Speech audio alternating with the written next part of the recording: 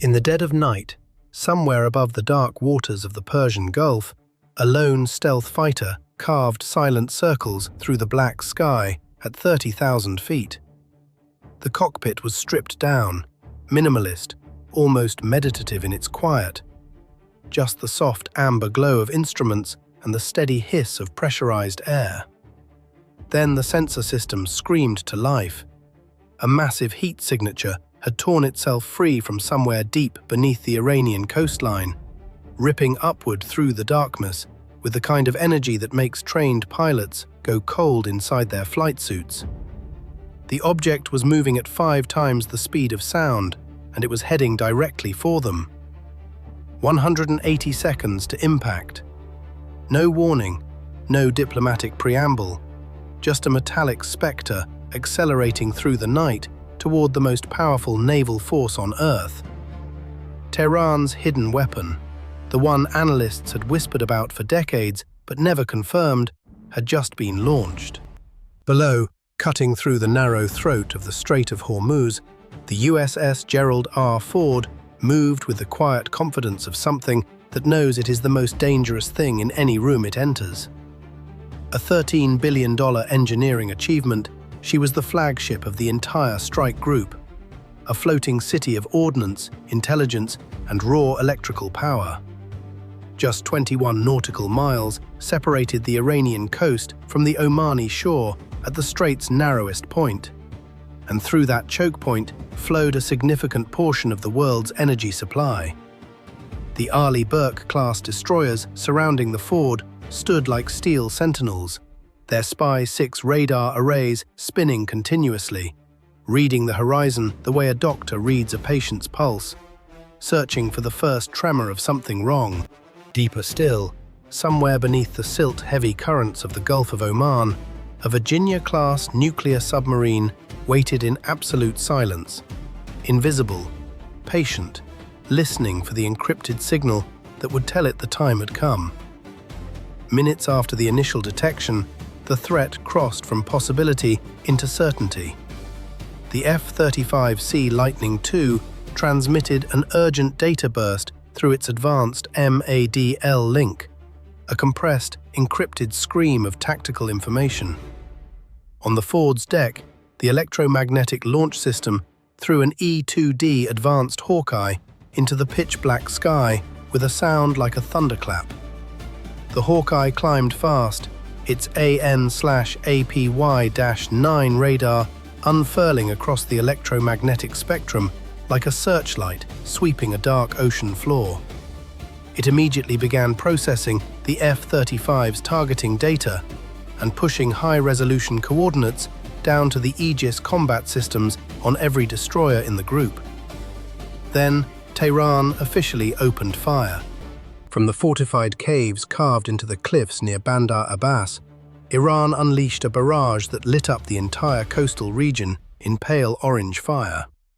Fateh 110 ballistic missiles erupted from camouflaged launch containers, their solid fuel engines burning so hot they were visible from space. This was not a targeted strike. This was a calculated attempt to overwhelm, to flood the sensor network with so many simultaneous threats that the system would choke on its own data. It was the naval equivalent of overturning the board in the middle of a chess match and letting every piece fall where it may. The steel rain had begun. Within minutes, the sky above the strait had become something out of a fever dream, a chaotic theater of kinetic energy and high-speed intercepts. Iran's saturation strategy was executing precisely as designed.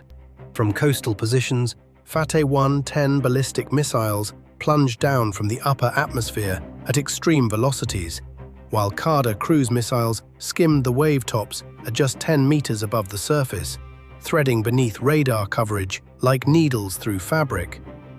The objective was not merely to destroy, it was to overload, to force the Aegis system to process more simultaneous targets than its architecture was designed to handle, to push the US fleet into a purely defensive crouch from which it could not strike back. But the US Navy had already activated something Iran's planners had not fully accounted for. The operational doctrine known as NIFC-CA, Naval Integrated Fire Control, Counter-Air, turned the entire strike group into a single distributed nervous system.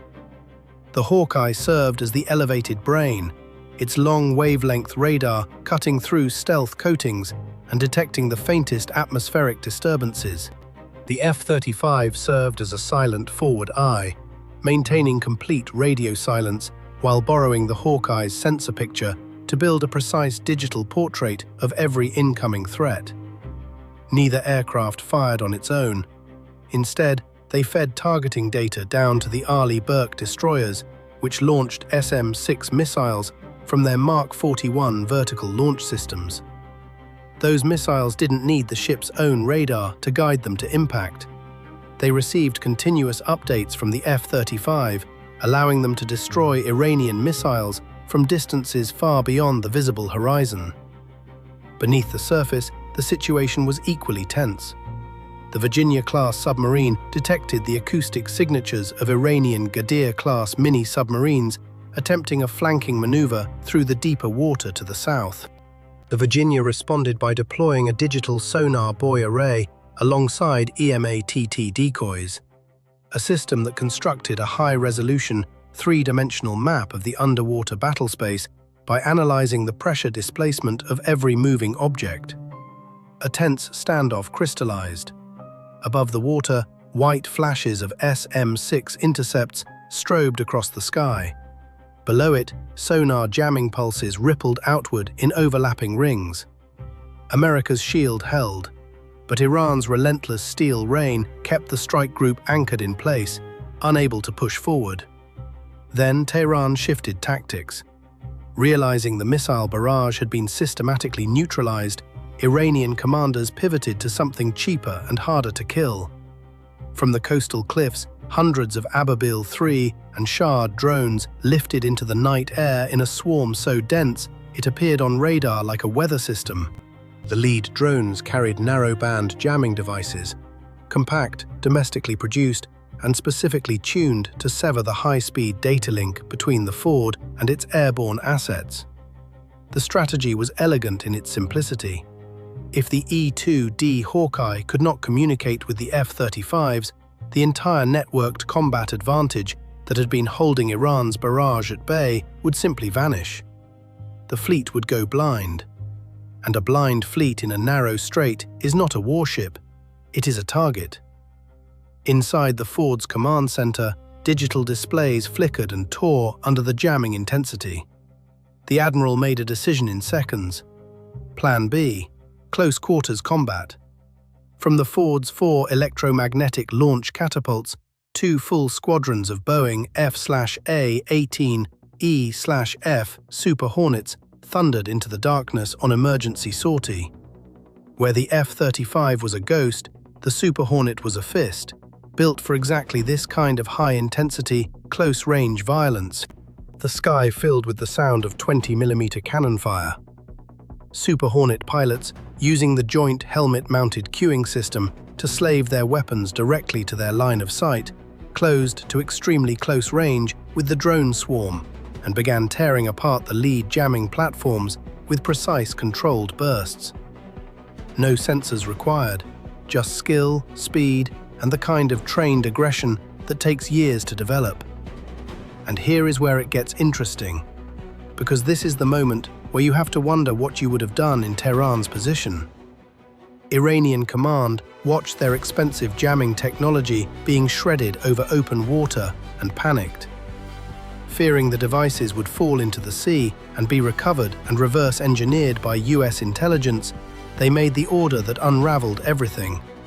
Immediate retreat of the entire drone swarm back to land. In their haste, they left a gap, 5 miles wide. A corridor of radio silence punched straight through their electronic curtain. That was the opening the US Navy had been waiting for. But before the fleet could exploit it, the battlefield transformed again, this time into something genuinely terrifying. From deep within fortified bunkers along the Iranian coastline, Tehran activated its final card, a massive ground-based electronic warfare complex. This was not the improvised jamming of a disposable drone. This was a state-of-the-art system emitting high-intensity combined frequency waves designed to saturate the entire electromagnetic spectrum simultaneously. Within seconds, the tactical displays inside every F-35C and Super Hornet cockpit began to fracture and dissolve. GPS failed. Radar screens collapsed into white noise. The fleet's digital eyes went dark. For the pilots, it was described later as electronic vertigo, the sensation of flying supersonic through one of the world's most congested airspaces with no instruments, no navigation, and no clear picture of what was in front of them. Iranian EW interference was so powerful it began bleeding into the fleet's primary communication channels, forcing commanders aboard the Ford to fight just to maintain basic coordination. The pilots responded with high-G tactical turns, constantly altering their angle of approach relative to the jamming source, hunting for quiet pockets in the interference where radar could catch a brief, fragmentary glimpse of the surrounding world. Support aircraft operating hundreds of miles away maintained a degraded data stream just barely enough to keep the network from going completely dark. Everything reached a breaking point. The strike group, still holding its position, was now less than 5 minutes from the optimal engagement envelope of Iran's anti-ship cruise missile batteries.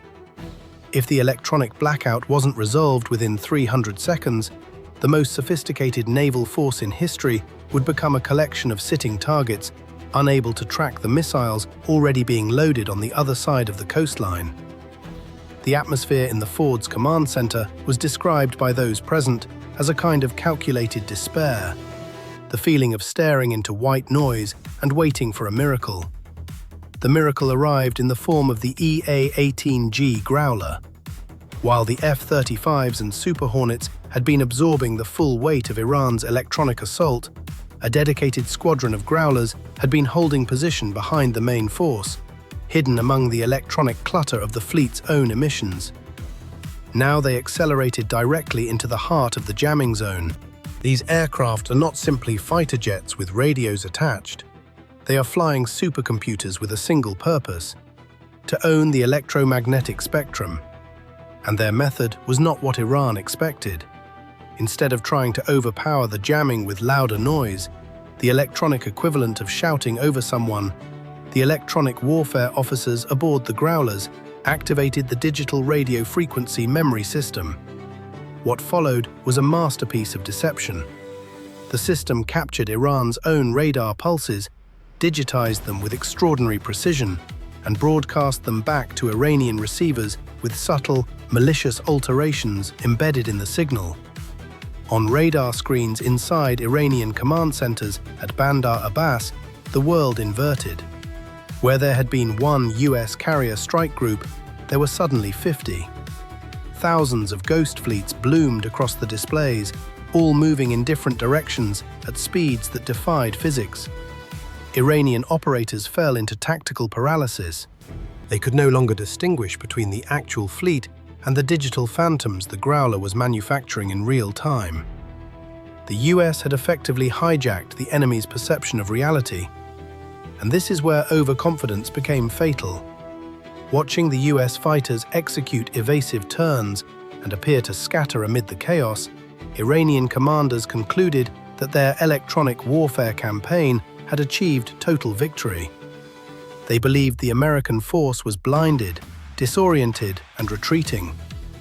Driven by the desire to deliver a finishing blow that would be remembered, they ordered their most valuable and most carefully protected assets, mobile missile launchers and underground command nodes, to emerge from their fortified positions and move into open ground in preparation for a full-scale barrage. They had no idea that every movement was being watched. By stepping into the open to prepare their knockout strike, they had walked directly into the center of a trap that had been waiting for them. The US Navy had not merely stabilized the situation, it had quietly rewritten the rules of the engagement while Iran was still celebrating. The hunter had become the prey without ever feeling the transition. The gap left by the retreating drone swarm became a death corridor. As the electronic fog dissipated and Iranian assets came into clear view, the Virginia-class submarine received priority targeting data via extremely low-frequency transmission.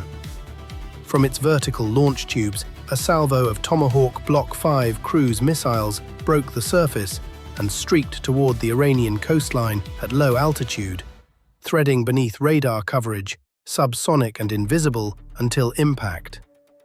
Simultaneously, the F-35C fighters, no longer fighting through jamming, accelerated to full speed and opened their internal weapons bays. LRASM anti-ship missiles and Stormbreaker precision-guided bombs fell away and tracked toward their designated towers. Electronic warfare towers, command nodes, and Fateh 110 launch platforms. The warheads struck the Bandar Abbas command center with an error margin of less than 1 meter. Decades of investment in electronic infrastructure turned to molten scrap in seconds. In less than 5 minutes, Iran's entire military architecture in the Strait of Hormuz had been dismantled. With no defensive shield and no offensive sword remaining, the surviving Iranian forces scattered. The USS Gerald R. Ford strike group resumed its patrol. Control of the seas returned to the United States. For Tehran, it was a strategic catastrophe, measured not just in destroyed hardware, but in the exposure of every classified system they had spent years developing. For the sailors and pilots who had just lived through it, it was something they would carry for the rest of their lives. That particular kind of exhaustion that comes not from physical effort, but from the sustained weight of decisions made at supersonic speed in the dark. The real architect of the outcome was the EA-18G Growler. Not because it was the loudest weapon in the fight, but because it was the most deceptive. Rather than jamming with brute force, it conducted what amounts to wireless cyber warfare, using the AN/ALQ-218 receiver to communicate directly with enemy radar systems through their own antennas, injecting corrupted data packets into their processors, forcing their software to fabricate a false picture of the world. It didn't just blind Iranian operators, it made them see exactly what the US wanted them to see and act on it. The Phantom Fleet to the west, the actual strike from the east. The entire sequence was less a battle than a controlled manipulation of perception, and the most expensive air defense systems Iran possessed became expensive scrap metal, not because they were outgunned, but because they were outthought. There's something worth sitting with in all of this. The decisive moment wasn't a missile launch or a cannon burst. It was a panicked decision made by commanders who thought they were winning. One order, driven by fear of losing a piece of technology, opened a gap that couldn't be closed. It makes you wonder, in the highest pressure moments, when the cost of hesitation and the cost of action both seem catastrophic, what separates the decision that wins from the one that loses everything? And whether the answer has more to do with discipline than firepower.